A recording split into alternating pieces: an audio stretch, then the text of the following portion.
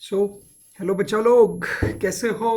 I hope you are enjoying और मज़ा चल रहा होगा, राइट? हाँ, मैं मानता हूँ वही बेसिक सवाल है रोज़ का, कैसे हो, क्या चल रहा है, बट कुछ खास नहीं चल रहा है आजकल।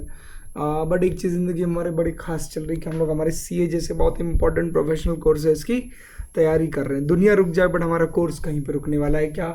नहीं रुकने वाला। नो डाउट अबाउट इट, उसमें कोई बदलाव आने वाला नहीं है। अब आप लोगों को बेसिक चीज़ें पता होगी कि हमारा जो कोर्स था बेसिकली, जिसके अंदर हम लोगों ने बिजनेस इकोनॉमिक्स नाम का सब्जेक्ट स्टार्ट किया था। और बिजनेस इकोनॉमिक्स के अंदर हम लोगों ने चैप्टर 1 और चैप्टर 1 का पहला यूनिट कंप्लीट करके सेकेंड यूनिट में आए थे। आपको याद होगा सेकेंड यूनिट जब हमने शुरू किया था तो जहाँ पर हमने पहले पढ़ा था what are the central economic problems. बता दे फटाक से कौन से 4 सेंट्रल इकोनॉमिक प्रॉब्लम्स थे? बोल जल्दी। पहला, what to produce, दूसरा how to produce, तीसरा for whom to produce, और चौथा रिजर्व, मतलब what provisions are made for economic growth। ये पढ़ने के बाद हमने पहले तरीके की इकोनॉमिक सिस्टम पढ़ा। आई होप आपको ये टर्म अभी दिमाग में एकदम क्लियर हो चुका है। आपको महसूस करना है जब भी मैं कहता हूँ इकोनॉमिक सिस्टम, तो इकोनॉमिक सिस्टम मतलब क्या, ये चीज़ आपको अपने माइंड में एंटिसिपेट करनी है, ये आपको आपके माइंड में समझनी है। What do you exactly mean by economic system? It is an arrangement, एक ऐसा अरेंजमेंट है जहाँ पर सारे सिस्टम या आप बोल सकते हो सारे कंपोनेंट्स इस तरीके से अरेंज किए गए जिससे गुड्स प्रोड्यूस होकर सोसाइटी में प्रॉपरली डिस्ट्रीब्यूट होते हैं, उसको हम लोग इकोनॉमिक सिस्टम कहते हैं। है क्या? अब बच्चा, इस इकोनॉमिक सिस्टम में हम लोगों ने काफ़ी कुछ पढ़ा था पहले सिस्टम के बारे में, जिसका नाम था कैपिटलिस्ट इकोनॉमी, कैपिटलिज्म जिसे हम कहते हैं। और उस इकोनॉमी के अंदर हमने देखा था कि किस तरीके के मेरिट, डिमेरिट और वो कैसे चारों प्रॉब्लम को सॉल्व करती है। Capitalist economy purely materialistic economic system हो जाता है, जहाँ पर सिर्फ पैसों पे ध्यान जाता है, सिर्फ प्रॉफिट्स पे ध्यान दिया जाता है, और बिजनेस एंटरप्राइज का एक ही मोटिव रहता है ये समझने के लिए कि भाई मैं कैसे कमाऊंगा, मैं कैसे अर्न करूंगा। क्या आप मेरे साथ हैं? राइट। आज हम स्टार्ट करने वाले हैं सेकेंड हेडिंग हमारा, जिसका नाम क्या है? Socialist economy. आज जो हम स्टार्ट करने वाले हमारी सोशलिस्ट इकोनॉमी, उसमें आपको बहुत कुछ नया सीखने को मिलेगा। और मज़ा तभी आता है सोशलिस्ट इकोनॉमी का जब हम कैपिटलिस्ट इकोनॉमी के सामने इसको कंपेयर करते हैं। शुरू करने से पहले बेटा एक बैकग्राउंड ले लेता हूँ। सोशलिस्ट इकोनॉमी की अगर मैं बात करूँ तो ये बहुत ही ज़्यादा एक तरीके का ऐसा इकोनॉमिक फॉर्म है जो एकदम अपोजिट है टू कैपिटलिस्ट इकोनॉमी। पहली बात, it is like north pole south pole. Capitalist economy north pole हो गया तो ये साउथ पोल हो गया, एकदम अपोजिट है। वहाँ पे प्रॉफिट ही प्रॉफिट मोटिव था, यहाँ पे सब कुछ बिजनेस एंटरप्राइजेस देखते थे। वहाँ पर मतलब कैपिटलिज्म में सब कुछ बिजनेस एंटरप्राइजेस देखते थे, सब कुछ बिजनेस एंटरप्राइजेस के हाथ में हुआ करता था, मानता है? बट जब तू सोशलिस्ट इकोनॉमी में आता है तो सोशलिस्ट इकोनॉमी में सब कुछ गवर्नमेंट के हाथ में होता है, मतलब सब कुछ पब्लिक के हाथ में दे दिया जाता है। सोशलिस्ट इकोनॉमी एकदम ही आप बोल सकते हो कि अपोजिट है to that your basic capitalist economy. या वहाँ पर आप लोगों को सब कुछ एंटरप्रेन्योर देखते थे, बिजनेस क्लास देखता था, गवर्नमेंट का कोई इंटरवेंशन नहीं होता था और वो लोग अपने मन मर्जी से सब चलाते थे। सोशलिस्ट इकोनॉमी के अंदर मन मर्जी से नहीं चला जाता, बिजनेसमैन को इतना राइट्स नहीं है, बिजनेस क्लास को इतनी अथॉरिटी नहीं, सब कुछ गवर्नमेंट के हाथ में, गवर्नमेंट जो पब्लिक ने इलेक्ट की हुई है, और everything is given in the hand of the public. मतलब पब्लिक के लिए प्रॉपर्टी भी आप ओन नहीं कर सकते, सब प्रॉपर्टी गवर्नमेंट की रहती है, गवर्नमेंट डिसाइड करेगी कि इसको क्या मिलेगा। उधर क्या होता था, जो जितना मेहनत करेगा उसको उतना कमाने को मिलेगा, उतना उसको फायदा मिलेगा। यहाँ पर ऐसा नहीं होता, यहाँ पर कहा जाता है कि नहीं, गवर्नमेंट की रिस्पॉन्सिबिलिटी है कि वो सभी लोगों को संभाले, सभी लोगों के खर्चे उठाए, सभी लोगों पे ध्यान दे, और वो सभी लोगों के कंट्रोल, मतलब उनके फैमिलीज के बिजनेसेस, फैमिलीज को या बिजनेसेस को कहीं ना कहीं संभालने का रिस्पॉन्सिबिलिटी गवर्नमेंट को जाता है। तो यहाँ पे गवर्नमेंट का बहुत ज़्यादा इंटरवेंशन होता है। सोशलिस्ट इकोनॉमी अगर मैं एकदम सिंपल भाषा में कहूँ तो ये वो इकोनॉमी है जहाँ पर एक डिपेंडेंट है, भाई एक ही जैसे सब कुछ एक दूसरे से कनेक्टेड है, और government as a father figure पूरी रिस्पॉन्सिबिलिटी लेती है लोगों की, और वो सब लोगों के खर्चे मीटअप करने की कोशिश करती है। अरे थोड़े ध्यान में, हम एक एक करके पढ़ेंगे और एक एक करके कॉन्सेप्ट्स के ऊपर आएंगे। देखो, तो कहा है the concept of socialist economy was obviously propounded. अगर आपने इनके बारे में सुना रहेगा, कार्ल मार्क्स, आपने बहुत बार इनके बारे में बचपन में भी पढ़ा। ये सोशलिस्ट और कम्युनिस्ट साइकोलॉजी और मेंटालिटी के प्रमोटर थे। इन्होंने इनका बेसिक फंडा क्या था, इन्होंने जब कैपिटलिज्म के एडवर्स साइड देखे, जब इन्होंने देखा कि लोग कैपिटलिज्म के नाम पर लोगों के साथ धोखा होता है, तो ये एकदम चिढ़ गए।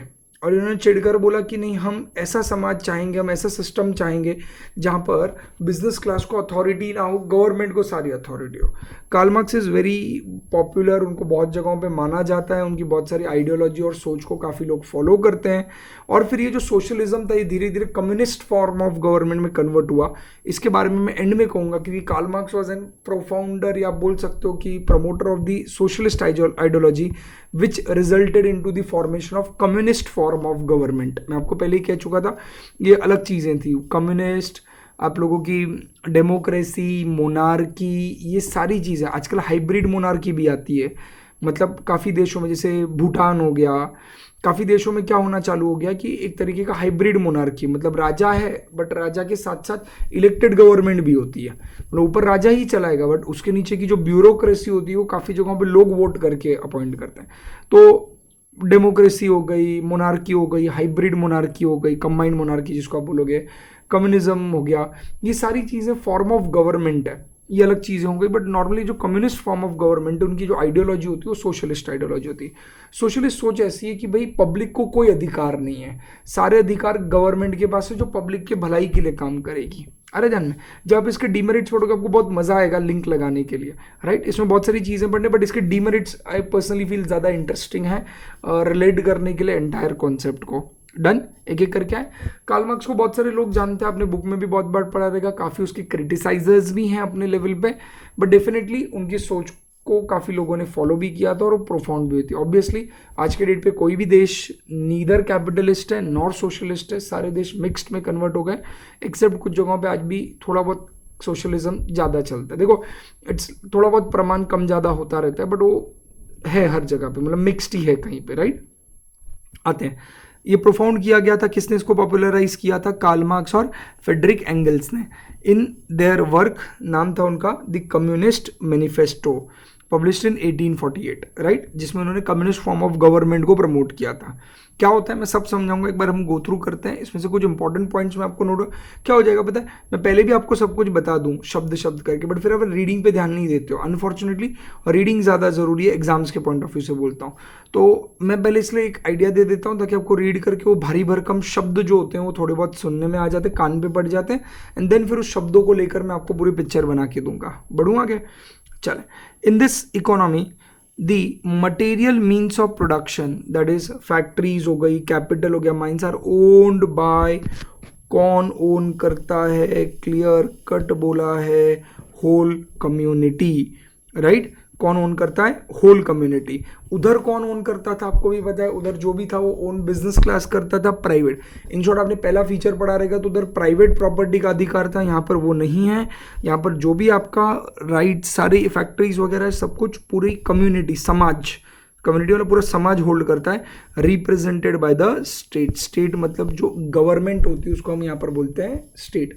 तो जो आपकी इलेक्टेड गवर्नमेंट रहती है वो उसको कंट्रोल करेगी, संभालेगी, बट एट द एंड पूरे देश का। जैसे फॉर एग्जांपल इंडिया में या फिर एक कैपिटलिस्ट इकोनॉमी होती है, अगर वहाँ पर XYZ फैक्ट्री है तो वो फैक्ट्री बोली जाती है उस ओनर की है, क्योंकि कैपिटलिस्ट इकोनॉमी में प्राइवेट प्रॉपर्टी का अधिकार है।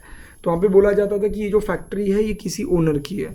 जैसे आज हम बोलेंगे कि भाई यहाँ पर कोई फैक्ट्री अगर सेटअप की रिलायंस इंडस्ट्रीज़ ने, तो हम बोलेंगे भाई रिलायंस इंडस्ट्री ओनर है उसकी, क्योंकि हमारे यहाँ पे मतलब इंडिया में भी बोल दूँ तो वो फीचर थोड़ा बहुत लिया गया है। Basically India mixed economy, but mixed economy में थोड़े फीचर कैपिटलिस्ट इकोनॉमी से आते हैं और थोड़े फीचर सोशलिस्ट से आते हैं। तो ये कैपिटलिस्ट इकोनॉमी वाला feature that is right of private property.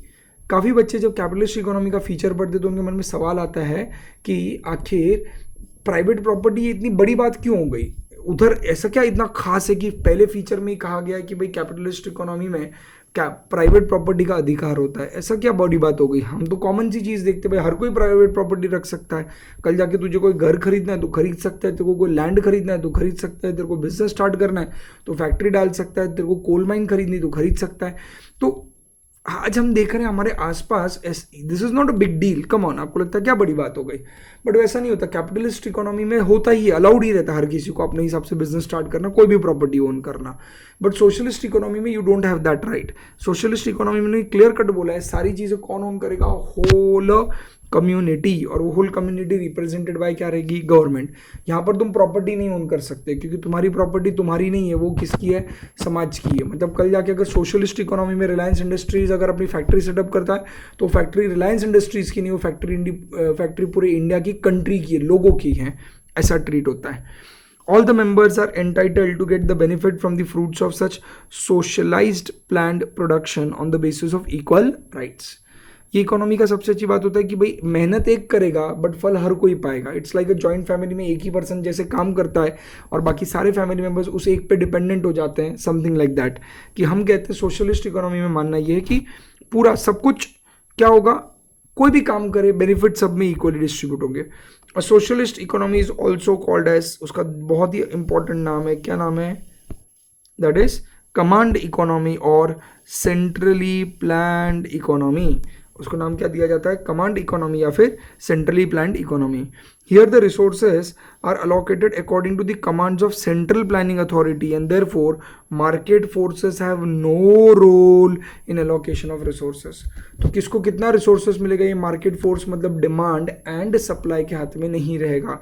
लोग कितनी भी डिमांड करें, कितना भी supply at the end government के हाथ में रहेगा. लोगों की डिमांड उनका पर्सनल इशू हो गया, गवर्नमेंट देखेगी कि क्या सप्लाई करना है. जैसे इसको आप मेरिट भी कह सकते हो, डिमेरिट भी कह सकते हो. जो मैं कहने जा रहा हूँ कि जैसे अगर कोई समाज है जहाँ पर अगर कैपिटलिस्ट इकोनॉमी है और उधर के लोग अगर फॉर एग्जांपल बहुत ज़्यादा गन्स को डिमांड कर रहे हैं, अभी कम ऑन, ये नाम नहीं लेने का किसी कंट्री का, हाँ, तो हम पब्लिक प्लेटफॉर्म पे, तो अगर हम कहते हैं कि भाई किसी कंपनी ने किसी समाज के अंदर, सोसाइटी के अंदर लोगों की डिमांड गन्स के लिए बहुत ज़्यादा है, तो ऑब्वियसली डिमांड बहुत ज़्यादा है. तो जो हमने कैपिटलिस्ट इकोनॉमी में देखा था कि मार्केट फोर्सेस वर्क करते हैं, डिमांड एंड सप्लाई.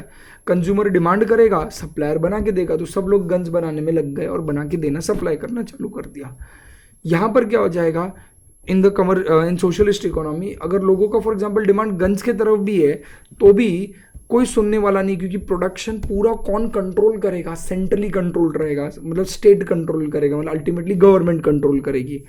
मतलब गवर्नमेंट वर्ड क्यों नहीं यहाँ पे यूज़ किया जाता है, क्योंकि अगर मोनार्की है तो फिर राजा है, जैसा डिपेंडिंग अपॉन दी आप कौन सा फॉर्म ऑफ और गवर्नमेंट का यूज़ कर रहे हो, इसीलिए डिपेंड करता है कि, इसलिए वर्ड यूज़ किया जाता है स्टेट, इसलिए डिपेंड करता है कंट्री टू कंट्री वेरी करेगा, इसलिए वर्ड यूज़ करते हैं स्टेट. बट मैं डिस्कशन में बहुत बार इसको गवर्नमेंट वर्ड से कहूँगा कि गवर्नमेंट डिसाइड करेगा, दैट इज स्टेट डिसाइड करेगा कि अल्टीमेटली किसको कितना मिलेगा.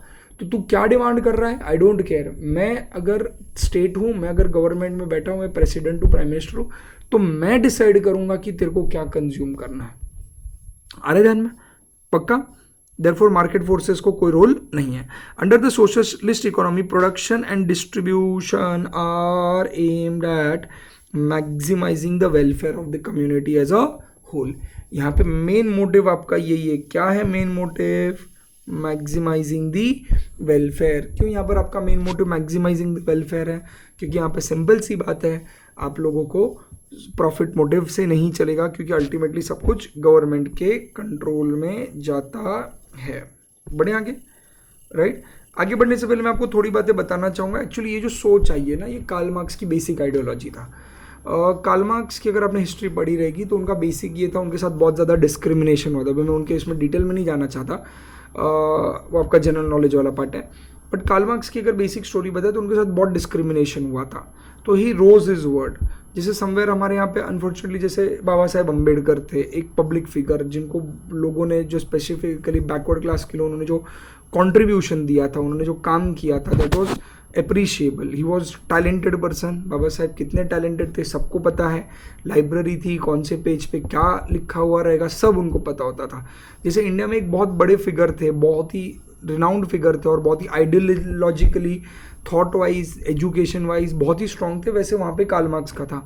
समवेयर वही था, उनको भी डिस्क्रिमिनेशन बहुत ज़्यादा हुआ था और उन्हें देखा था कि भाई अमीर और पुअर के बीच का डिवाइड बहुत ज़्यादा था.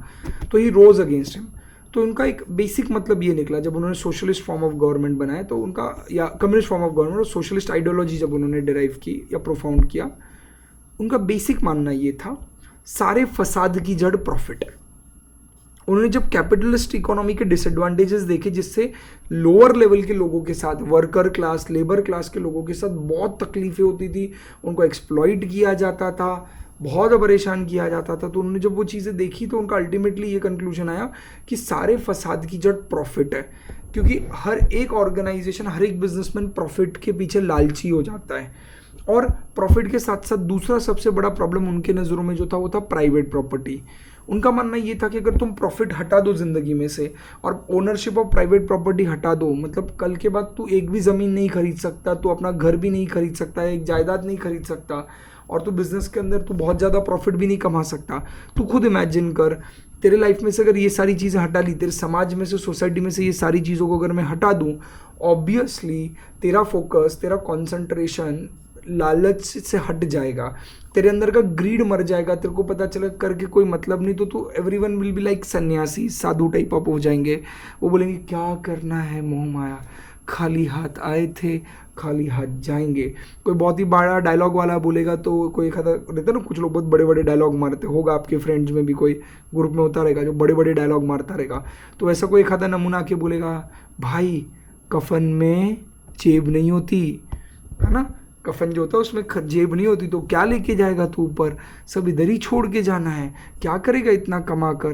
तो एवरीवन विल बिकम फिलोसोफर, आपके लाइफ के अंदर का मेन प्रॉब्लम ही हट जाएगा। तो बेसिक क्रक्स जो था इस आइडियोलॉजी का वो यही था कि क्या करोगे प्रॉफिट कमा कर। अगर प्रॉफिट हटा ही दिया जिंदगी में से तो ये जो भेदभाव हो रहा है, ये जो लोगों के साथ गलत बर्ताव किया जा रहा है, अमीर गरीब वाला डिवाइड, ये हट ही जाएगा।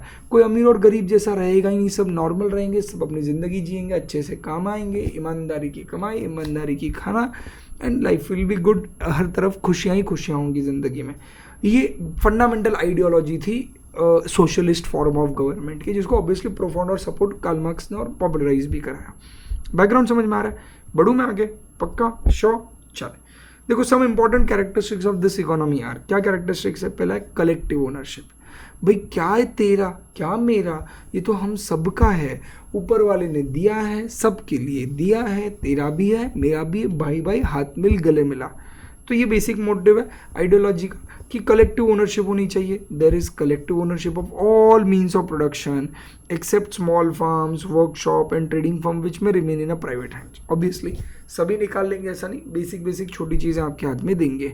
As a result of social ownership, समाज की ओनरशिप है, किसी एक की फैक्ट्री नहीं है, माइन किसी की नहीं है, जितने भी नेचुरल रिसोर्सेस है, कोल, ऑयल, पेट्रोलियम, ये किसी एक इंडिविजुअल के नहीं है, पूरे समाज के, सोसाइटी के हैं। तो इसकी वजह से क्या हो गया? सोशल ओनरशिप हो गई। Profit motive and self interest are not the driving force of economic activities. हट गया, खुद का फायदा, प्रॉफिट ये रहा ही नहीं है, as it is the case of market economy. ऐसा कहाँ पे होता था? Market economy. तो क्या बोल दिया भाई, आपका सबसे इंपॉर्टेंट वर्ड क्या है इधर? जो आपका प्रॉफिट मोटिव है और सेल्फ इंटरेस्टेड है, ये क्या बोला गया है? Not the driving force of the economy. Economy का ड्राइविंग फोर्स नहीं रहा। डन। तो पहला फीचर आपने देखा सोशलिस्ट में, सबसे सिंपल सी बात है, नो प्रॉफिट मोटिव मतलब कलेक्टिव ओनरशिप। दूसरा आता है इकोनॉमिक प्लानिंग। अब ऊपर कोई बैठा हुआ है जो आपके लिए प्लानिंग कर रहा हुआ है, तो देयर इज अ क्या है? CPA। CPA म्हणजे centralise planning authority to set and accomplish the socio economic goals. That is why it is called as centrally planned economic. Main सबसे इंपॉर्टेंट वर्ड क्या है? उनका क्या मोटिव है, क्या पूरा करना है? सोशलिस्ट इकोनॉमिक क्या करने हैं? गोल्स पूरे करने हैं। दिखा क्या? तो आपका मेन मोटिव क्या है? सोशियो इकोनॉमिक मतलब समाज के इकोनॉमिक, किसी एक का इकोनॉमिक गोल नहीं पूरा करना, पूरे समाज को जो चाहिए, इसलिए इसको सेंट्रली प्लान इकोनॉमी भी कहा जाता है। The major economic decision such as what to produce, when and how to produce are taken by the CPA, central planning authority. बढ़ूँ आगे? पक्का? तो आपको इधर नाम याद रखना है, उसका नाम है CPA। बढ़ूँ? ठीक है। The absence of consumer choice, अगला इंपॉर्टेंट फीचर। कंज्यूमर को चॉइस है क्या? बिल्कुल नहीं। मैं पहले ही कह चुका, तो बटर डिमांड कर, अगर गवर्नमेंट को लगता है गन्स बनानी, वो गन्स बनाएंगे। तो गन्स डिमांड कर, गवर्नमेंट को लगता है फूड ग्रेन्स ग्रो करना है, वो ग्रो करेंगे। Health they don't care about what you demand. एक इंडिविजुअल की या ग्रुप ऑफ पीपल की क्या डिमांड है, वी डोंट केयर। हम पूरे सोसाइटी के हिसाब से, हमारे देश को जो आज की ज़रूरत है, कंट्री के लिए जो आज सबसे ज़्यादा ज़रूरत है, हम वो प्रोड्यूस करेंगे। डन। तो सबसे अगला फीचर आ गया आपका absence of consumer choice. Freedom from hunger is guaranteed. एक चीज फिक्स है, आप भूखे नहीं मरोगे। बट कंज्यूमर्स सोवर्जिनिटी, सोवर्जिनिटी हमने पीछे पढ़ा था, that is supreme power. Consumer supreme power gets restricted by selective production of goods. The range of choice is limited by planned production. However, within that range, an individual is free to choose what he likes the most. अभी simple सा example देता हूँ। आज के date पे जो socialist, अभी हम लोग एग्जाम्पल से रिलेट करते हैं, अभी थोड़ा बहुत आए हो माहौल बन चुका है, आपको बैकग्राउंड समझ है, इसलिए बीच बीच में एक एक पॉइंट के बाद मैं नए नए पॉइंट्स ऐड करते जा रहा हूँ, बैकग्राउंड बनाते जा रहा हूँ। बेटा होता ये है, जैसे आज बेस्ट एग्जाम्पल आप इसका देख सकते हो, चाइना, राइट। एक ही कंट्री थी जिसने पहले सबसे पहले सोशलिस्ट इकोनॉमी यूज़ किया था, दैट वाज यूएसएसआर, अगर आपने सुना रहेगा, यूनियन सोवियत सोवर्जन ऑफ रशिया जिसका नाम था। That is Russia was the first country जिसने ऑफिशियली किसको अडॉप्ट किया था, अपने सोशलिस्ट इकोनॉमी को अडॉप्ट किया था, राइट। बट फिर उन्होंने बाद में धीरे धीरे, जब रशिया स्प्लिट हो गया, मतलब उसके आजू बाजू के लोग कंट्रीज छोटे छोटे अलग हो गए उससे, राइट, किर्गिस्तान वगैरह अपने देख रहे हैं, वो सब अलग हो जाने के बाद फाइनली फिर जब रशिया बना तो रशिया ने फिर डेमोक्रेसी अडॉप्ट कर ली और मिक्स्ड इकोनॉमी में आ गए। बट चाइना समवेयर आज भी कम्युनिस्ट गवर्नमेंट है और वो बेस्ट एग्जाम्पल है सोशलिस्ट आइडियोलॉजी का। China extreme example. अब मैं थोड़ा दोनों के बीच का रिलेट समझाऊंगा। अब माहौल बनाते हैं। बेटा हुआ ये था, चाइना जो एक कंट्री है आज के डेट पे, आपको पता होगा, एकदम जी भर के गालियाँ देते हैं आज के डेट पे उनको, वो नालायक लोग अभी तक समझते नहीं है, ऐसे वैसे करके हर कोई उठ छूट बेचारों को गालियाँ देता है, बट कुछ लोग लायक ही होते हैं उस चीज़ के। तो वैसे अगर हम देखें तो चाइना के केस में ऐसा हो गया बेटा कि China was basically a communist government. Communist government वो होती है जो सोशलिस्ट आइडियोलॉजी को फॉलो करती है। गवर्नमेंट ब्रॉडर टर्म है, इकोनॉमिक सिस्टम एक पार्ट है उसका, अगर आप समझ पाए तो।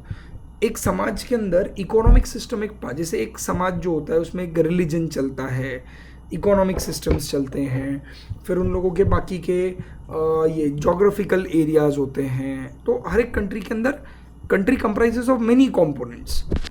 इन सच कंपोनेंट, वो कंट्री को चलाने के लिए सबसे पहले मेन उसकी जो गवर्नमेंट होती है, वो भले मोनार्की हो जो भी रहे, ऊपर जो चला रही है उसका एडमिनिस्ट्रेशन होता है, और उस वेरियस कंपोनेंट के अंदर एक कंपोनेंट इकोनॉमिक सिस्टम होता है। तो शॉर्ट में बोलूँ तो communism is a broader term और सोशलिज्म इज अ सब पार्ट ऑफ इट, राइट।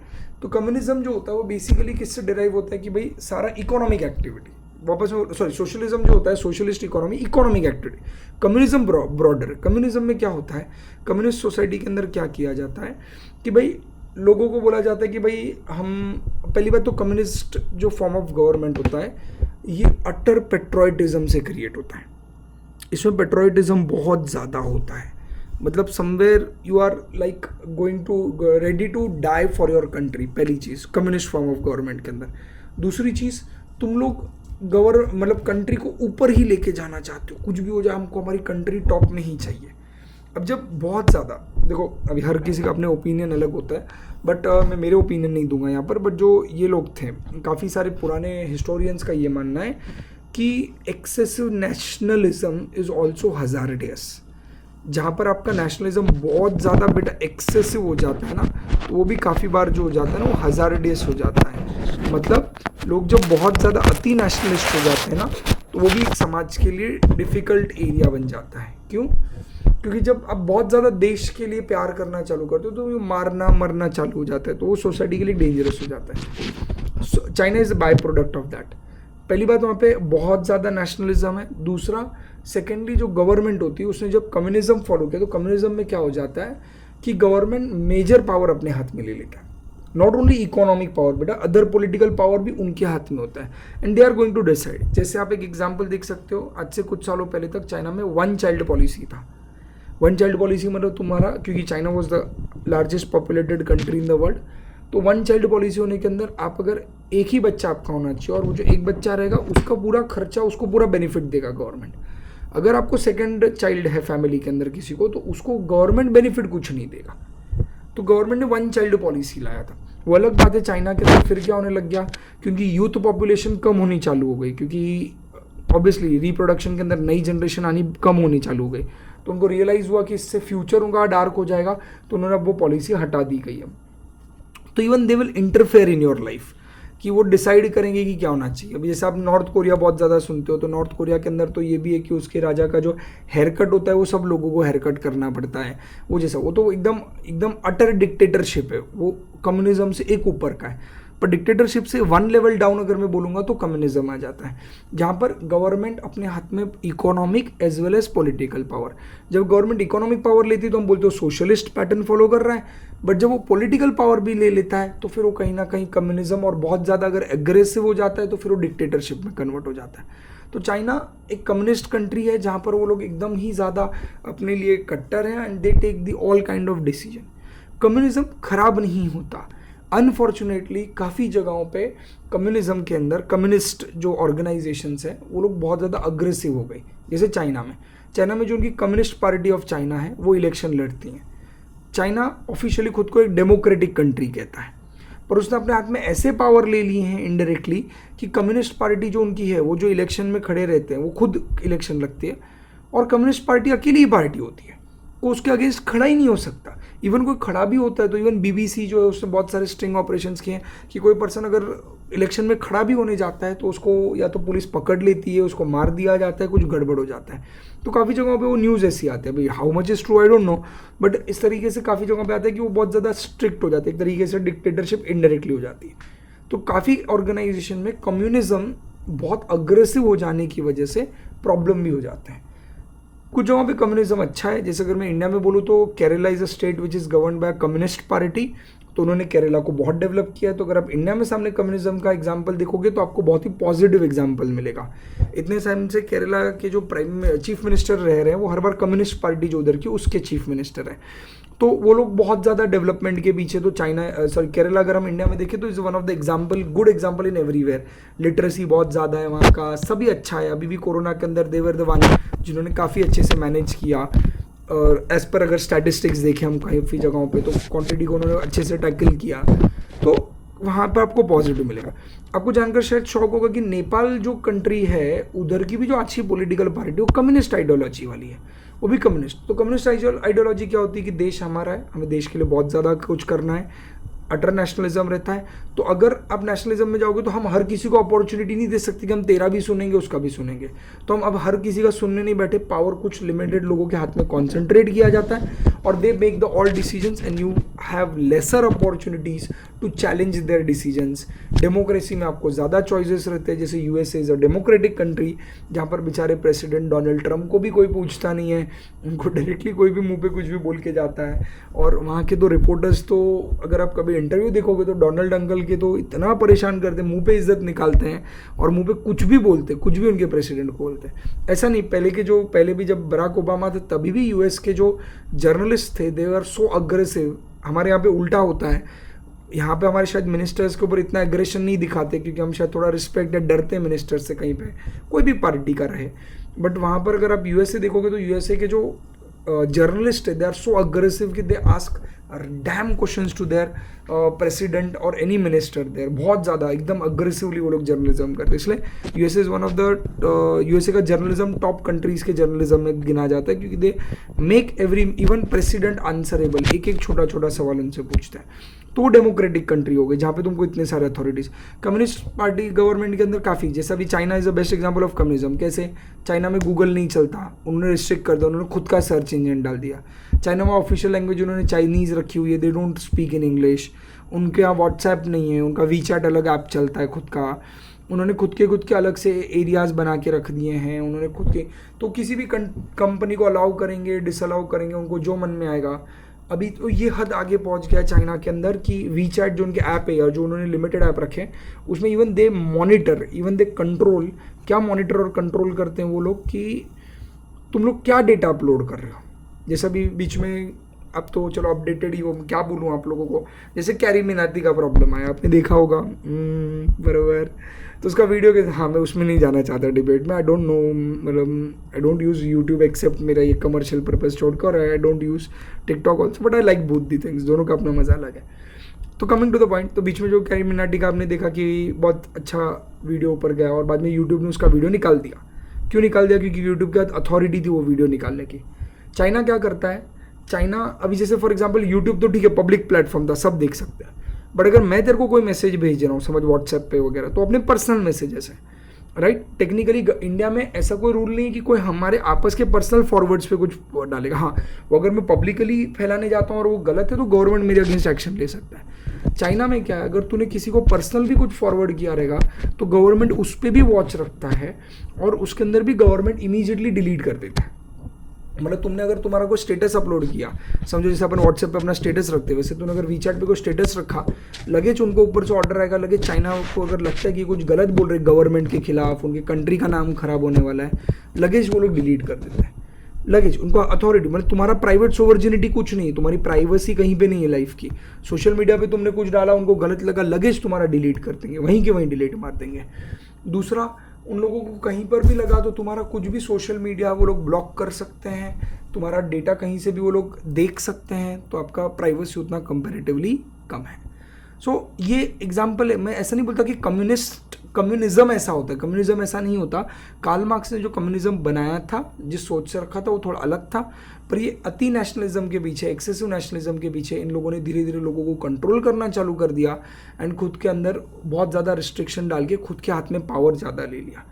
तो I can say that China is an example which shows that कि इफ़ कम्युनिज्म बिकम्स एक्सट्रीम, अगर आपका कम्युनिज्म या नेशनलिज्म बहुत ज़्यादा अति हो जाता है तो कुछ लोग उसका कैसे फ़ायदा उठा सकते हैं, तो उसका एक एग्जांपल है। दूसरा, कम्युनिज्म का जो एक डिसएडवांटेज है कि लिमिटेड लोगों के हाथ में पावर देने की, मतलब इतना ज़्यादा पब्लिक को पावर नहीं देने का, तो लिमिटेड ऊपर वाले लोगों को अगर पावर दे देने की, तो अल्टीमेटली क्या हो जाता है, अगर ऊपर वाला कोई गलत इंसान आ गया तो वो उस पावर का मिसयूज़ कर, जैसे जो प्रॉब्लम मोनार्की में होता है, राजा अगर अच्छा निकला राइट, तो फिर जनता की मजा है, जनता की बहुत अच्छी ज़िंदगी जाएगी, बट अगर राजा खराब निकला तो फिर बहुत प्रॉब्लम हो जाते हैं। तो समथिंग वैसा लॉजिक यहाँ पर आता है।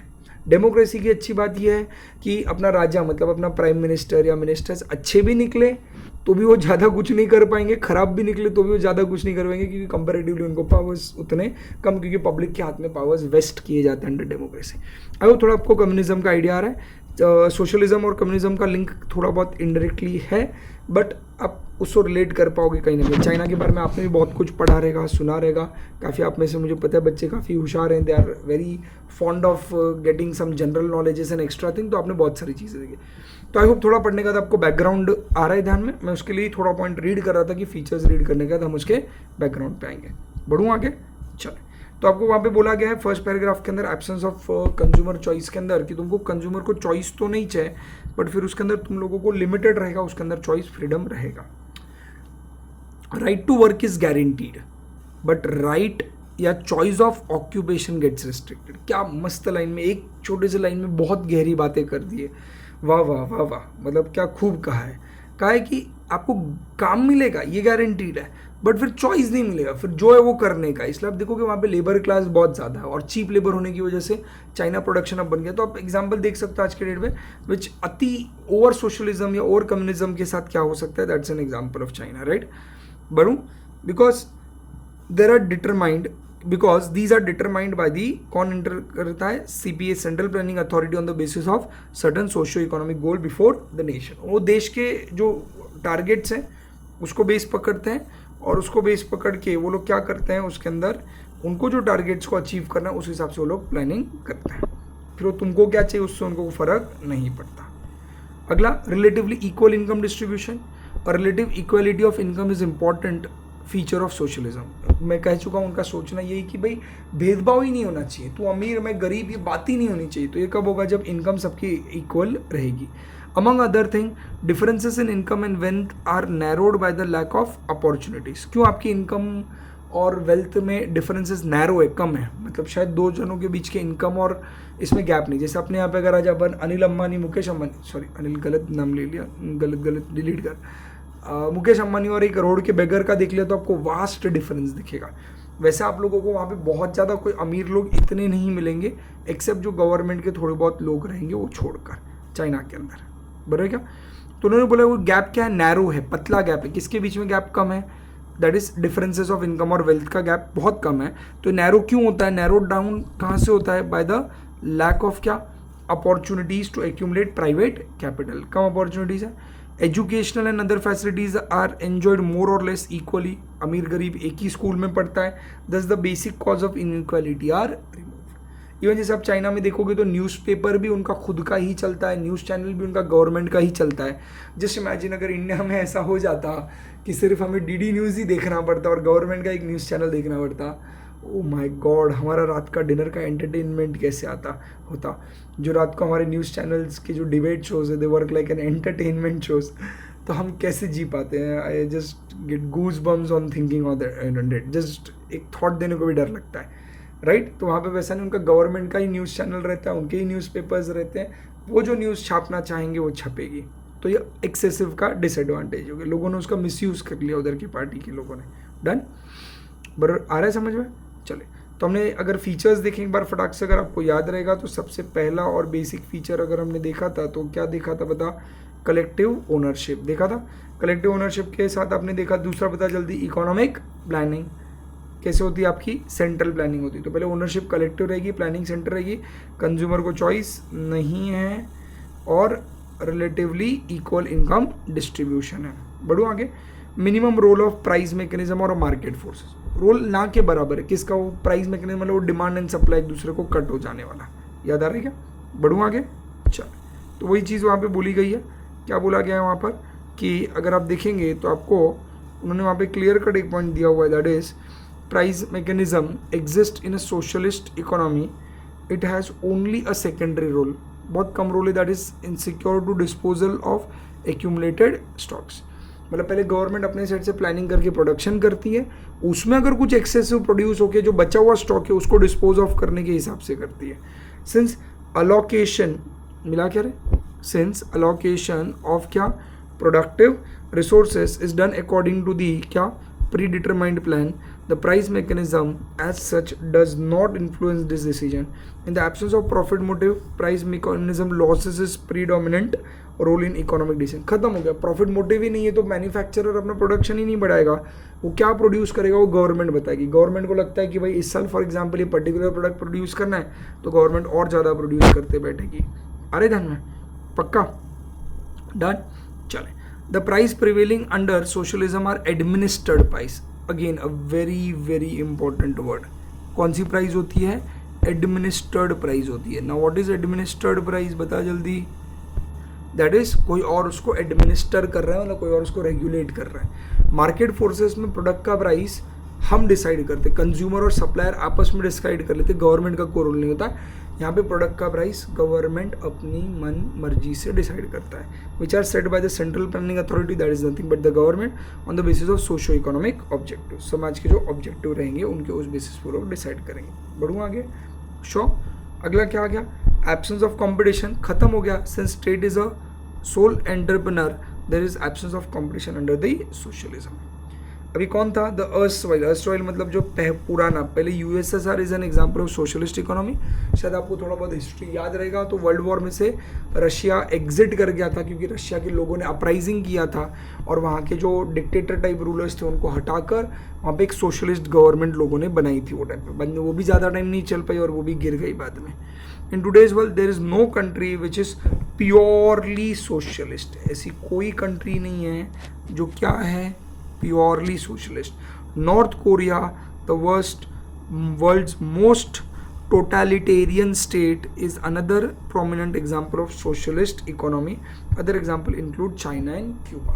तो थोड़े एग्जाम्पल्स में आप देख सकते हो, नॉर्थ कोरिया टोटलिटेरियन स्टेट मतलब एक तरीके का वर्ल्ड का सबसे ज़्यादा आप बोल सकते हो कि कंट्रोल्ड स्टेट है, डिक्टेटर स्टेट है वो नॉर्थ कोरिया है। काफ़ी लोगों का ऐसा कहना है कि नॉर्थ कोरिया में जन्म लेना शायद पिछले जन्म का कोई पाप रहेगा, बाकी तो आपको पता पिछले जन्म में क्या किया रहेगा, डोंट नो, बट वो एक इस तरीके से काफ़ी जगहों का लोगों का उसका क्लेम होता है। चाइना भी आता है, क्यूबा भी आता है, ये दो एक एग्जांपल आप देख सकते हो, कहीं ना कहीं सोशलिज्म ज़्यादा प्रोमिनेंट है। मेरिट्स पे आ जाऊँ, अभी देखो मैं पहले ही कहता हूँ आप हमेशा क्या पढ़ोगे, पहले कैरेक्टरिस्टिक्स मेरिट डिमेरिट उसी के अंदर से निकल के आ जाते हैं। अभी जो ऊपर पढ़े उसमें कुछ अच्छी बातें थी कुछ बुरी बातें थी, उसको फटाक से कवर करेंगे। आई होप आपको पूरा आइडिया आ चुका है व्हाट इज बेसिकली एंड कौन सा बोला सोशलिस्ट गवर्नमेंट किस तरीके की होती है उसका आई होप आपको थोड़ा बहुत आइडिया आ गया है। बढ़ूँ मैं आगे, श्योर। चल अब यहाँ पे क्या दिया हुआ है आप लोगों को, equitable distribution of wealth and income and provisions of equal opportunity for all help to maintain economic and social justice. ये आप देख सकते हो सबसे बेस्ट फीचर्स है। इक्वल इनकम रहेगा, न अमीर न गरीब, provision of equal opportunities for all help, हर किसी को अच्छी अपॉर्चुनिटीज़ मिलेगी, सोशल जस्टिस मिलेगा और इकोनॉमिक जस्टिस भी मिलेगा, नो भेदभाव, नो मारामारी, खुशियाँ ही खुशियाँ। सुनने के लिए लगती है बट प्रैक्टिकली नहीं होता ऐसा। Rapid and balanced economic development is possible. हाँ, ये मैं बोल सकता हूँ, अगर कोई इकोनॉमी सोशलिस्ट हो जाती है बहुत जल्दी डेवलप करेगी, लाइक चाइना ने डेवलप किया, क्योंकि वो लोग बाकी फालतू चीज़ों में अटकेंगे ही नहीं। गवर्नमेंट का रोल क्लियर है, गवर्नमेंट को अगले साल 10% जीडीपी लाना है तो गवर्नमेंट उसी हिसाब से प्रोडक्शन करेगी और आपको वही लेना पड़ेगा।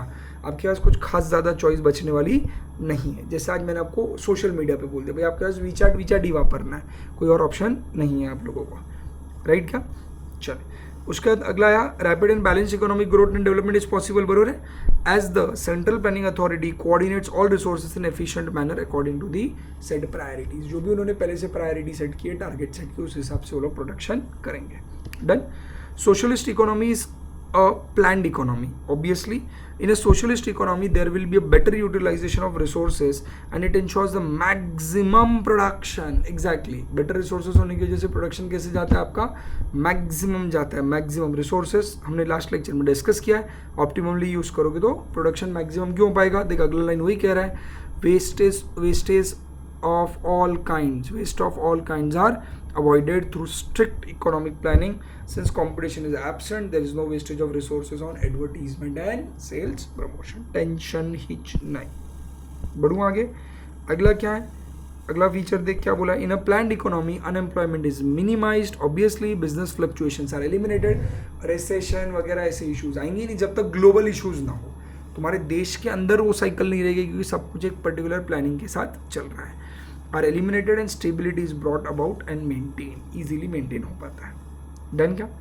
The absence of profit motive helps the community to develop a cooperative mentality and avoid class war. Class war में अमीर तो गरीब तो मिडिल क्लास, ये कोई क्लास नहीं। This along with the equality ensures the welfare of the society. तो समाज की अंदर भलाई और खुशियाँ ही आएंगी, ऐसा हम सोच पाएंगे। मेरिट्स खत्म नहीं हुए हैं। अगला मेरिट है socialism ensures right to work and minimum standard of living. हर किसी को एक बेसिक अधिकार है काम करने का, वो मिलेगा, स्टैंडर्ड ऑफ लिविंग बढ़ेगा। बट आपको पता है बढ़ने से ज़्यादा क्या होगा आप लोगों का, minimum standard of living to all people, sorry, आपको कम से कम बेसिक स्टैंडर्ड हर किसी को मिलेगा। कैपिटलिस्ट इकोनॉमी में क्या होता था, गैप बहुत ज़्यादा होता था। रिचर वॉज मोर रिचर, अमीर जो बिजनेस क्लास होती थी वो ज़बरदस्त पैसा कमाती थी। जैसे आज आप यूएसए में जाओगे ये प्रॉब्लम सच में है। आपको कुछ लोग इतने अमीर, अभी इवन हॉलीवुड मूवीज़ देखते रहोगे, उनकी सीरीज़ देखते रहोगे जो भी आती रहेंगी, मनी हेस्ट वगैरह जो भी रहेगा, यस, तो आप जितनी भी सीरीज़ देखते रहोगे आपको दिखेगा कि एक पर्टिकुलर क्लास के लोग बहुत अमीर हैं, उनके पास प्राइवेट बंगलोज हैं, जेट्स हैं, खुद के प्राइवेट प्लेन्स हैं, आइलैंड है प्राइवेट लोगों के, और आपको सामने बहुत ज़्यादा गरीब लोग भी मिलेंगे। ये आज भी बहुत बड़ा प्रॉब्लम है। वहाँ पे एक मिडिल क्लास गरीब क्लास भी है जो दिखने के लिए अच्छा दिखता है, कपड़े अच्छे पहनता है, बट अनफॉर्चुनेटली उसके पास पैसे नहीं है। आपको ऐसा क्लास भी वहाँ पे बहुत कॉमन मिलेगा। तो कैपिटलिस्ट इकोनॉमी में प्रॉब्लम होता है, यहाँ पे ऐसा नहीं, आप मिनिमम स्टैंडर्ड ऑफ लिविंग हर किसी को दोगे। डन क्या? चलें, उसके बाद under socialism the labourers and the consumers are protected from exploitation by the employers and monopolist. That is monopolist के साथ भी आपको कुछ नहीं होगा। क्यों नहीं होगा? क्योंकि वो आपको गवर्नमेंट पूरा कंट्रोल कर रहा है, तो मोनोपोलिस्ट भी आपके साथ भेदभाव नहीं कर सकते हैं। आ रहा है क्या? There is a provision of comprehensive, मतलब total social security under the socialism and this make the citizen feel secure. क्योंकि मेन कहते हैं हर कुछ उनके सिटीजन के लिए।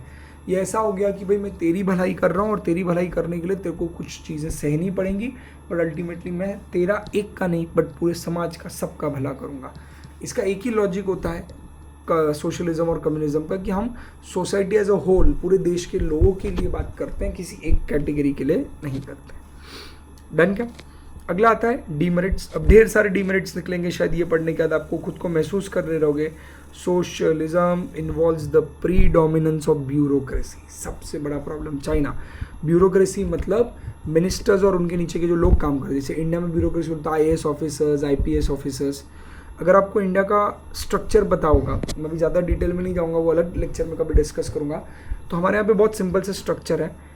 गवर्नमेंट वर्क के अंदर कुछ काम, मतलब एक ऐसा हायरार्की बनाया हुआ है जिसमें पब्लिक अपॉइंटेड लोग भी काम करते हैं और डायरेक्टली गवर्नमेंट एग्जाम्स थ्रू भी गए हुए लोग काम करते हैं। जैसे मैं आपको छोटा सा एग्जांपल दूंगा, आपको ये पता होगा IAS IPS ऑफिसर, जिसको आप UPSC एग्जाम्स बोलते हो, UPSC एग्जाम जो कंडक्ट की जाती है तो एक गवर्नमेंट अथॉरिटी, गवर्नमेंट एक इंडिपेंडेंट, जैसे ICAI एक इंस्टीट्यूट ऑफ चार्टर्ड अकाउंटेंट एक इंडिपेंडेंट अथॉरिटी, वैसे UPSC एक इंडिपेंडेंट अथॉरिटी है। उसको कहा गया UPSC को कि तुम सिविल सर्विसेज एग्जाम कंडक्ट करो और एग्जाम कंडक्ट करके लोगों को लेकर आओ। तो सिविल सर्विसेज एग्जाम कंडक्ट किए जाते हैं, आपको पता होगा। जैसे CA एक डिफिकल्ट एग्जाम है, वैसे ही UPSC is one of the India's most difficult exams. तो टॉप 10 या टॉप डिफिकल्ट एग्जाम्स में CA एग्जाम्स और UPSC एग्जाम साथ साथ चलती है इंडिया के अंदर। तो अगर गवर्नमेंट चाहता है UPSC के अंदर, मतलब UPSC एक अलग बॉडी हो गई जो एग्जाम कंडक्ट करेगी, एग्जाम कंडक्ट करके IAS IPS ऑफिसर, IAS लोग कलेक्टर बनते हैं, अपने म्यूनसिपल कॉरपोरेशन के कमिश्नर्स बनते हैं, ये लोग जाते हैं।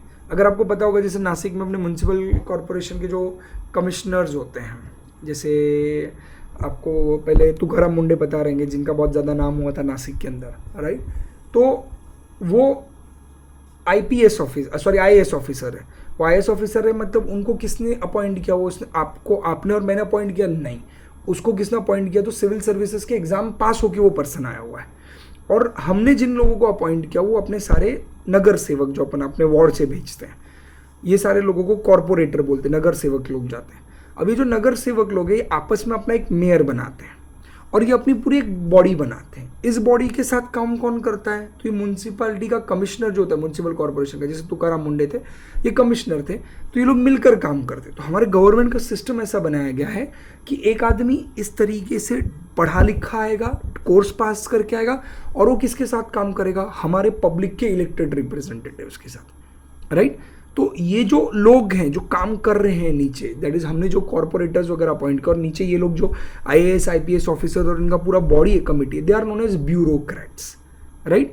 ये इंडिया का एक सिस्टम है। इसमें अनफॉर्चुनेटली क्या होता है कि जो हमारे नगर सेवक लोग हैं और जो मेयर लोग हैं, ये लोग सुप्रीम कंसिडर किए जाते हैं और ये जो गवर्नमेंट एग्जाम थ्रू पास हो के आते हैं इनके नीचे होते हैं। इसलिए आप बहुत कॉमनली देखते हो, अगर कोई बहुत अच्छा काम करने लगता है, मिनिस्टर्स को खाने के रास्ते बंद हो जाते हैं तो फिर वो लोग उनका ट्रांसफ़र मार देते हैं। तो बहुत बार सुनते रहोगे कि इस पुलिस ऑफिसर का या इस IAS ऑफिसर मतलब जो कलेक्टर्स वगैरह बनते हैं, उन लोगों के बहुत ज़्यादा ट्रांसफर्स एंड तबादले होते रहते हैं। तो ये कॉमनली आपने सुना रहेगा ये सारी चीज़ें, आ रहा है कहीं पे ध्यान में, right. This is a very normal thing, ये हमेशा होता रहता है, इंडिया है ये, it's now new normal, it's common. तो what I was trying to say, ये लोग सब ब्यूरोक्रेट्स होते हैं, दैट इज़ जो नीचे के जो ये कलेक्टर्स एंड ये लोग जो काम करने वाले लोग रहते हैं, राइट। अब यहाँ पे क्या बोला है, सोशलिज्म के अंदर सबसे ज़्यादा प्रीडोमिनेंस, सबसे ज़्यादा रोल इन ब्यूरोक्रेसी का है और that result into inefficiency and delays. Moreover there में ऑल्सो भी corruption, red tapism, favouritism. Red tapism में बड़ा इंपॉर्टेंट वर्ड है। ऑब्वियसली उन लोगों का इनएफिशिएंसी होगी, डिले होंगे क्योंकि वो लोग अपने हिसाब से काम करेंगे। और करप्शन क्या होता है, एक एक करके करप्शन सबको पता है। रेड टेपिज्म मतलब अपने पहचान के लोगों का काम करके लेना, भाई मेरे भाई है तो उसको मैं कॉन्ट्रैक्ट दूंगा, तो अपने रिलेटिव्स या अपने नोन में किसी को बेनिफिट पहुंचाना। और फेवरेटिज्म जो आपको अच्छा लगता है या आप जिसको फेवर करते हो उसको करना। देखो रेड टेपिज्म में आप आपके नोन रिलेटिव्स, भाई, फ्रेंड, इनको करते हो। फेवरेटिज्म में आपको शायद कोई कैटेगरी ऑफ लोग अच्छे लगते हो तो आप उन्हीं को सपोर्ट करोगे, भले वो गलत भी होगा तो उनके काम जल्दी किए जाते हैं। It restricts the freedoms of individual as there is a state ownership of material means of production and state direction and control nearly all the activities. Isn't it so? तो कहीं ना कहीं आपका इंडिविजुअल जो राइट होता है वो restrict हो जाता है। डिमेरिट पढ़ रहे हैं हम लोग, सब लोग हैं साथ में। Socialism takes away the basic right such as right of private property, चला जाता है। It will not provide the necessary incentives to hard work in the form of profit. आप अच्छा काम करोगे, अगर मैं किसी और से बेहतर काम कर रहा हूँ तो मुझे उस बेहतर काम करने का कुछ खास अलग से प्रॉफिट मिलने वाला नहीं है। Administrated price are not determined by the forces of market on the basis of negotiation between the buyers and seller. There is no proper basis of cost calculation. इसलिए क्या होगा, in the absence of such practice the most economic and scientific allocation of resources and the efficient functioning of the economic system are impossible. इसलिए आप cost नहीं देख रहे हो, आप प्राइस डिसाइड करते हो कि ये नहीं देख रहे हो कि इसको बनाने के लिए कितना खर्चा लगा था, तो जो सेलिंग प्राइस डिसाइड की वो सही है कि नहीं, प्रॉफिट जो मिल रहा है वो ज़्यादा है कम है, तो ये सारी चीज़ें नहीं देखी जाती है। तो अल्टीमेटली वो एफिशिएंट यूटिलाइजेशन ऑफ रिसोर्सेज नहीं होता। State monopolies created by socialism will sometime become uncontrollable. This will be more dangerous than the private monopolies under the capitalism. Capitalism में अगर बिजनेसमैन मोनोपोलिस्ट हो गया तो ठीक है, गवर्नमेंट उसको डंडा पकड़ के मार सकती है, बट स्टेट मोनोपोलीज ज़्यादा डेंजर हो जाती है क्योंकि उनके ऊपर और कोई नहीं है, तो ऑटोमेटिकली उनको कंट्रोल करना मुश्किल हो जाता है. Isn't it so? Under socialism, the consumer has no freedom of choice. Therefore, what the state produce has to be accepted by the consumer. पढ़ चुके हैं हम लोग ये. अगला आज गया आपका क्या? No importance is given to the personal efficiency and the productivity. Laborers are not rewarded according to their efficiency. This act as the disincentive to work. तो अच्छा है, efficient है बॉस, तेरे को वही मिलेगा जो दूसरों को मिलेगा, तो तू बोलेगा मैं क्यों अच्छा काम करूँ, मुझे भी उतना ही मिलने वाला है. तो isn't it so? No importance is given to the personal efficiency. हो गया. Sorry, the extreme form of socialism is not at all practicable. Exact जितना एक्सट्रीम सोशलिज्म होता है वो प्रैक्टिकली आप जिंदगी में फॉलो नहीं कर सकते. इन शॉर्ट कुछ चीज़ें बुक में अच्छी लगती हैं बट प्रैक्टिकली ये अप्लाई नहीं हो सकती. जिन देशों ने इन्हें अप्लाई करने की कोशिश की उसमें बहुत ही डिवास्टेटिंग इफेक्ट देखने को आए हैं. एज अ कंट्री भले चाइना आज हमें बहुत डेवलप्ड दिखता है, इकोनॉमी उसकी बहुत स्ट्रॉन्ग है, बट उधर रहने वाले लोगों की लाइफ की बात करें तो शायद वो लोग उतने फ्रीडम्स और लिबर्टी के साथ नहीं जी सकते हैं जिस कंट्री में हम रहते हैं. अगर आप ये सब चीज़ें पढ़ोगे, अगर आप वर्ल्ड हिस्ट्री पढ़ोगे, जिनको इन सब चीज़ों में इंटरेस्ट है, जनरल नॉलेज गेन करने में मज़ा आता है, आपको एक चीज़ हमेशा समझेगी, बॉस ईस्ट और west, India is the best. आप जब वर्ल्ड हिस्ट्री देखोगे आपको पता चलेगा कि बाकी जगहों पे इतने प्रॉब्लम्स हैं, उस हिसाब से इंडिया हर एंगल में बेस्ट है. हम जोग्राफिकली बहुत अच्छे लोकेशन में रहते हैं, हमारा एनवायरनमेंट ट्रॉपिकल है, हमें ये आता है 3 सीजन्स हैं, रेनी, मानसून. बाकी कुछ कंट्रीज़ तो इतनी ख़राब है जहाँ पे तो 6 महीना गर्मी या पूरा टाइम, जैसे अरब कंट्रीज़ हो गई, आर्टिक कंट्रीज़ हो गई, स्कैंडिनेवियन कंट्रीज़ अगर आप ऊपर की देखें, दैट इज़ यूरोपियन और अमेरिकन, नॉर्थ अमेरिकन कंट्रीज़ और ऊपर की यूरोपियन कंट्रीज़ 6 महीना वहाँ पे ठंडी सर्दी रहती है. वहाँ काफ़ी तो ऐसी कंट्रीज़ है जहाँ पर रात ही नहीं होती है, 2-2 घंटा ही रात होती है. तो हम उस एंगल से देखें तो geographically we are very blessed. Politically मैं कमेंट नहीं करूँगा, वो आपका चॉइस है, but geographically we are best, socially we are best. हमारे पास इतना यूनिटी इन डाइवर्सिटी है, इतने वेरियस रिलीजन्स हैं एंड एवरी वे, और हमारी डेमोक्रेसी इतनी स्ट्रॉन्ग है कि हमें इतना मस्त फ्रीडम और लिबर्टी मिलता है, आप जो चाहिए वो कर सकते हो. हमारे यहाँ पे तो बर्थडे के केक भी हम रास्ते पे काटते हैं जैसे हमारे पापा का रास्ता हो. इतना फ्रीडम भाई मेरे, इतना लिबर्टी आपको कहीं नहीं मिलेगा. तो whenever you study all this kind of thing, you will always reach to one of the conclusion that सारे जहाँ से अच्छा हिंदुस्तान हमारा. So that's what is a short and sweet story. ये सब चीज़ों में जनरल चीज़ें बहुत सारी होती बताने के लिए, बट आई होप आपने सोशलिस्ट इकोनॉमी को अच्छे से समझा. एक हेडिंग जो ऊपर थी जो यहाँ पर नहीं थी बट हम शॉर्ट में पढ़ चुके हैं, कैपिटलिस्ट इकोनॉमी में एक हेडिंग दी गई थी कि how capitalist economy solve that central economic problems. यहाँ पे क्लियर कट कह दिया है, ऐसा कोई डिस्कशन की ज़रूरत नहीं. How to produce, what to produce, for whom to produce, ये सारे सेंट्रल इकोनॉमिक प्रॉब्लम सिर्फ स्टेट मतलब गवर्नमेंट ही अपने लेवल पे डिसाइड करेगा. Done, sure. So I would like to conclude today. आज हमने सोशलिस्ट इकोनॉमी का एक आइडिया लिया. आई होप सबको समझा, मज़ा आया. हम अगले लेक्चर में और कोई अच्छी अच्छी बातें करेंगे, और कुछ समझेंगे, और जनरल नॉलेज भी बढ़ाएंगे. इकोनॉमिक्स में हमारे पास बात करने के लिए बहुत कुछ है. चाहूँ तो मैं बस प्लेन रीडिंग करके कंप्लीट कर सकता हूँ, बट बच्चा मज़ा उसमें नहीं है. वो रीडिंग तो तेरे को बाद में रिविजन में करनी है, मैं तेरे से वापस करवाऊँगा, बट मज़ा कुछ एक्स्ट्रा जानने में, जो चीज़ तेरे को दिमाग में बैठ जाए. Right? So finally we'll conclude today. By the meantime, have a nice time, take care of yourself, be good with others, be a good citizen of India. Definitely you get good in return. God is great. Bye bye.